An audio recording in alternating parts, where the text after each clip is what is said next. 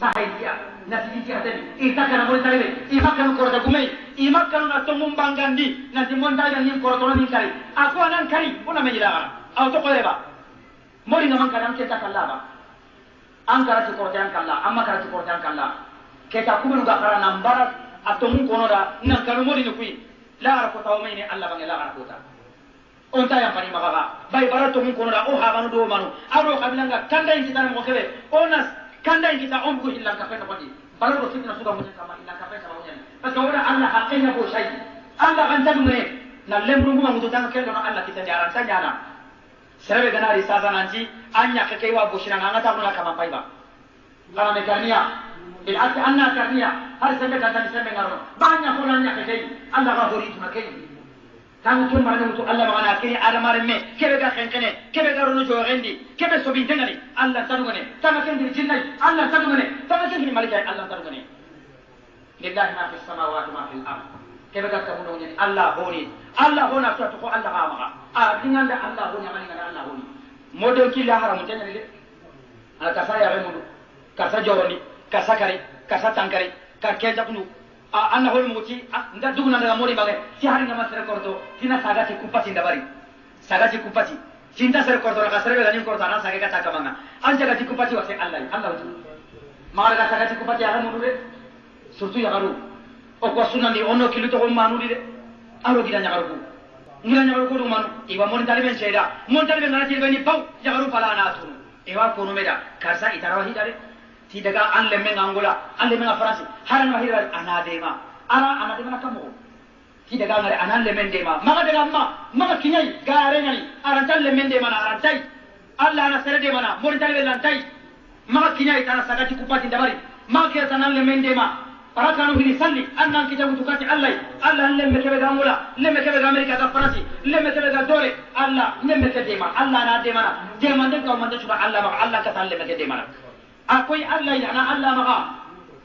ken kana kilu tani sadi kinanga anni wala kata kamanga simaga duwan gira gangar dire maga duwan papa gangar anga tampa pata ko kilu munda ono kirto ko manu daro gira ngar ko ido mori ngame sera siri angana farati anga bi ti sababu ngala gara kota wa kullukum ra'in wa mas'ulun an ra'iyati farakati bana su gori marana nyaranga la kota Allah wantine amare hinunga yarun tawhid mati mesriya iro mori nagali ngeni siri ketam kenana siga kama kanganya isa ko sike fuye jigine ke ure dalle mure to kono korosini I kompeno wa ajaga ari ram ko korosi siri anya kanya to ko tanan kilu to gari siri antaro arjana no na to kono made ambana kana na gari to dina kelo tawhid ke kamani to kono la ara kota agana nya kenga kamma amma na gari nyetu angara na gari nyetu Allah ra kengari anga man na gari nyetu la ara kota antar gana na to kono de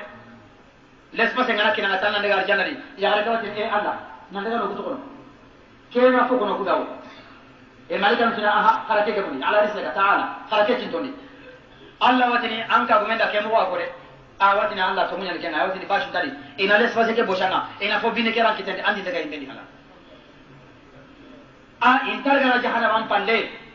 an kore ngari arjanna re menyana jahannam kore daga ma arjanna bare menyana ono kilu to ya pundi arore nyaru ono kilu to o baani fo fajidina kay qu anfusakum wa ahlikum nara Allah rakinda konora kadagaru tangai be ma agada ga korechu o gabe na gane tunte ambane nan kan silaminga ambane kan silaminga kengo ho andam kore daga kurenga andam kore daga jihaduma isuka ambane ge kenda kalinga kenga arake malinga ngare la gara kota fi hadith abi hurairah radhiyallahu anhu ati Allah wa antirni an korenga la gara kota inna Allah yawm al-qiyamah sawfa yas'aluka an ahli baytik hatta innahu la yusammihim bi asma'ihim Allah wantrini ankore ngala gara kota magari ututi to gonuma alle me Muhammad barena kamo alati alle nya kadesana ba barena kamo alle me farma khibare nya kamo goy alle me salmata an kaga maduro kota angara wara ala gara wulu nyala aka ga manna kane to alle me salmata barena la kota Allah wantrini ankore ngala magari ututi to gonuma farata tem ko rasulullah sallallahu alaihi wasallam awantrini anya kunga ya garbana hillo agamba magari ututi to gonuma serebe ga nyenge ihdina la kota anyenge tanjali ko kedo mo anganya ngente nganari antara limunanga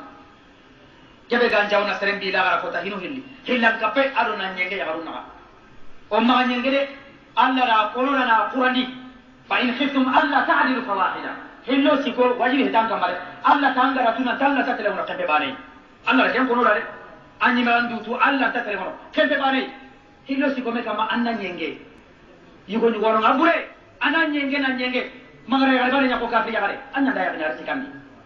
kemre kata Allah gara kite nganda na on teremo on na o korento poto ona dina kapuya ona duro do sunanya Allah walinu la gara kota ngara ko mo kebe wanga likibane kono le bane kono militi dandan to kono kelke sebon